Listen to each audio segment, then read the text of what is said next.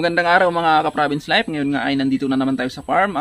Sa mga hindi pa po nakapag-subscribe, pa-subscribe na lang po para lagi po tayong updated sa mga ginagawa natin. At saka ngayong araw nga ay bumili tayo ng feeds mga Province Life dahil ubos na yung feeds. Alamin natin kung ilang sako na yung nabili natin at ilang sako na yung naubos ng ating mga alagang baboy. At saka bumili rin tayo ng gamot para sa pagtatay dahil nga nagtatay yung mga baboy natin. Maliban sa Primoxil powder na ginagamit natin ay meron talagang gamot para sa pagtatay ng mga baboy mga Province Life. Ngayon ay alamin natin kung ano yung gamot na binigay sa atin ng pinagbibilhan natin ng feeds ni Ate Reka.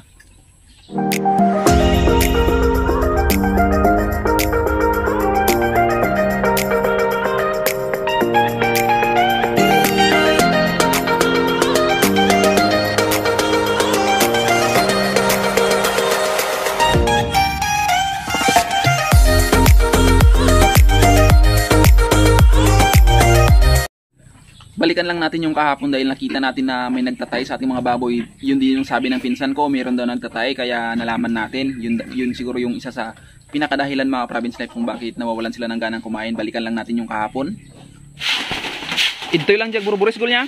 Ito lang bangir. Isura to yo. Amin da ba? Man. Adalang may sadua jay. Pati ka bulis kita talo. Talo ta burburis. Tatlo yung nagtatay dito mga Province Life. Ito ara to yo. Bago ta makita ta damatun bigat ti paggatang ta. Nagtabol na kita sa mata. Dito walay talo lang gaboy. Nagtatay yung baboy natin. Yan nga yung isa sa mga nagtatay mga Province Life. Buti naman at nakita talaga natin na dumumi siya. Kaya nakita natin na mayroon talagang nagtatay sa ating mga baboy. Yung makinis mga Province Life niligo ng pinsan ko kasi talagang gustong gusto niya sa sobrang laki mga Province Life. Hindi ko alam bakit ganyan yung katawan ng baboy na yan. Yung mga dito, kung napapansin nyo dito yung mas maliliit dati mga Province Life pero sobrang ang tataba. Kita nyo yan mga Province Life. Ibang iba yung mga katawan nila kumpara dito. Dito ay solid na macho. Pero dito yung bilog na bilog talaga yan mga Province Life, yung mga katawan yan. Siguro kasi napantay na natin yung pagkain nila. Maliliit sila pero yung kain nila ay marami na. Kaya biglang naging ganyan yung mga katawan nila. Yun nga, itutuloy natin yung update bukas. Kasi nga may nagtatay. May nagtatay sa ating mga baboy dun sa kabila. Yun sa mga mas malalaki natin ay nagtatay sila. Yun nga, at dito tayo bumili ng feeds. Masyadong marami yung stock nila mga Province Life. Halos lahat ng klase ng feeds ay nandito. Maliban sa mga bago. Feed Pro, wala sila. Yung mga sikat ngayon sa Facebook, wala sila. Meron lang sila ay Bimig, Pigrulak, at saka itong ang bago nila na Ultra Pack. Siyempre meron yung Vitarich. Halos lahat mga Province Life, pagkain ng mga aso, baboy, manok, isda, nandito sa kanila. Kaya dito tayo bumibili mga Province Life. Sa tutusin na sa Feed Pro ako dati, iba yung may-ari. Tapos lumipat tayo sa iba, bumibili ako sa iba hanggang dito na talaga yung naging suki ko mga Province Life. Kay Ate Reka na, dito na ako kumukuha lahat-lahat. Hindi gaya dati na paiba-iba. Mas maganda pa rin talaga mga Province Life na meron na tayong suki, yun na lang yung pinagkukunan natin. Isa kasi sa kagandahan ng ganito mga Province Life na malaki talaga yung ano nila ay hindi ka mawawalan ng stock, talagang meron at meron din. Kasi every isang linggo ay dumarating talaga yung ano nila, yung stock nila. Kung nakikita nyo naman, dumating na naman yung mga ibang ano nila. Kaya okay na okay yun mga Province Life. Yun yung isang kagandahan kasi hindi tayo mauubusan ng feeds. Hindi mabibitin yung baboy natin. Hindi gaya ng Feed Pro dati. Hindi ko naman inaano yung Feed Pro. Yung Feed Pro mga Province Life, the best yun. Ang ano lang kasi talaga ng Feed Pro mga Province Life ay palaging walang stock kasi nauubusan. Matagal yung ano nila, yung supply nila. Sila pa yung pumupunta doon, tapos ganun. Yun yung isang ano mga Province Life na lumipat tayo sa Ultra Pack kasi dahil doon sa sa stock na ubusan tayo. Hindi kasi maganda yun mga Province Life, pag walang stock lilipat ka ng ibang feeds, tapos pagdating ng stock babalik ka naman. Mas maganda yung talagang meron talagang supply na dire-diretso mga Province Life. Kaya Ultra Pack na yung ginagamit natin ngayon. Yun nga, bumili tayo ng mga powder na igagamot natin sa ating mga baboy. Maliban sa Primoxil powder mga Province Life, ginagamit ko rin yung Primoxil para sa mga baboy natin na nagtatay, inuubo, sinisipon. At yun yung sinasabi ko palagi, meron talagang gamot para sa ubo, sipon at lagnat ng baboy. Ang ginagamit ko lang kasi talaga ay yung Primoxil powder, kaya ngayon ay bumili na tayo para siyempre malapit natin ibinta yung mga baboy natin. Isang buwan na lang kailangan natin yung gamot talaga na ano. Ito yung binigay ni Ate Rica. Bumili tayo ng 6 mga Province Life. 6 lang muna yung binili natin. Kasi 3 araw hanggang 1 linggo dapat na umiinom yung mga baboy. Ang binili natin mga Province Life ay itong Apralite.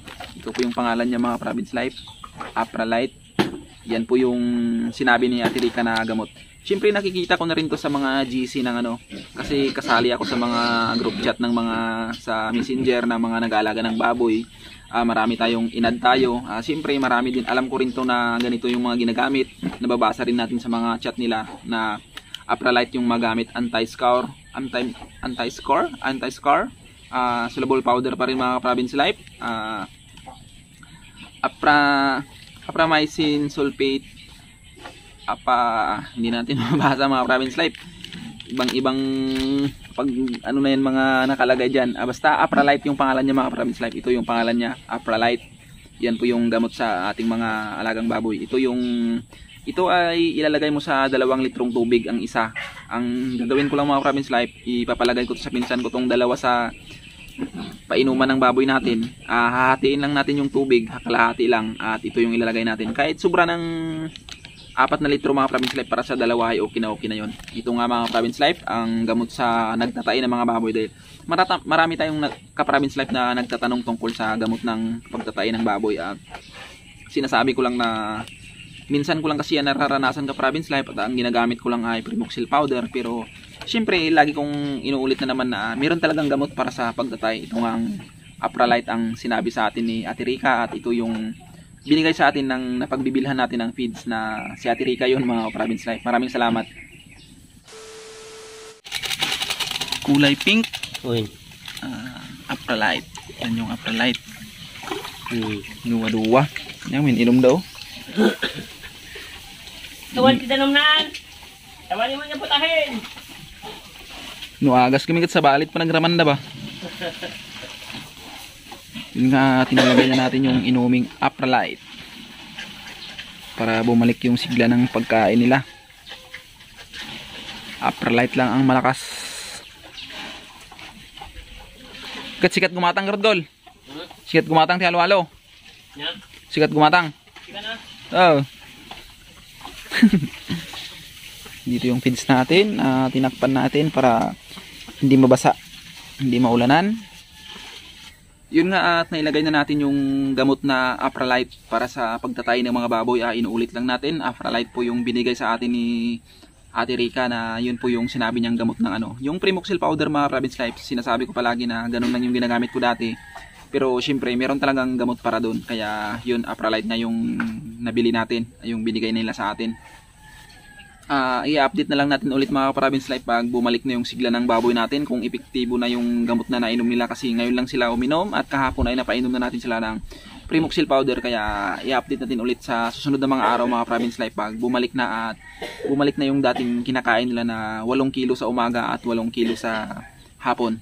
Yun nga yung pinsan ko na sa likod, sinasako niya yung mga lumang rice hull mga Province Life, kasi siyempre ibibinta niya rin yun.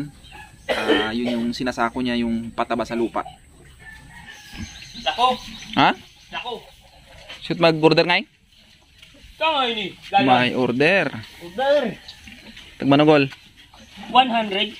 Sumigimenti impos ni Sir. Ubot apunan. Manoy ko ma? 150. Kati 150 ma, ano? 100 gigas kanan. Tag 100 po yung sako. Sayang, 150 sana gol. Yun nga, at shout out muna tayo. Shout out nga pala kay Freddy Kamba. Maraming salamat sa pagpapa-shout out loads. Shout out sa'yo. Shout out din kay Marvin Balagan. Pa-shout out po ka Province Life. Maraming salamat sa pagpapa-shout out nyo at sa suporta nyo sa channel natin. Yun nga, maraming salamat mga Province Life, at umabot na tayo ng 20,000 subscribers. Maraming salamat sa suporta nyo mga Province Life. Dahil sa inyo ay nagpapatuloy tayo, at dahil nagugustuhan nyo yung ginagawa natin, kaya pinagpapatuloy natin yung ginagawa natin dito sa farm. Maraming salamat sa laging nagko-comment, laging nagpapa-shoutout, at sa mga OFW na laging nandyan, at saka sa mga silent viewers natin na sumusuporta palagi sa channel natin. Maraming salamat sa inyo mga ka-Province Life.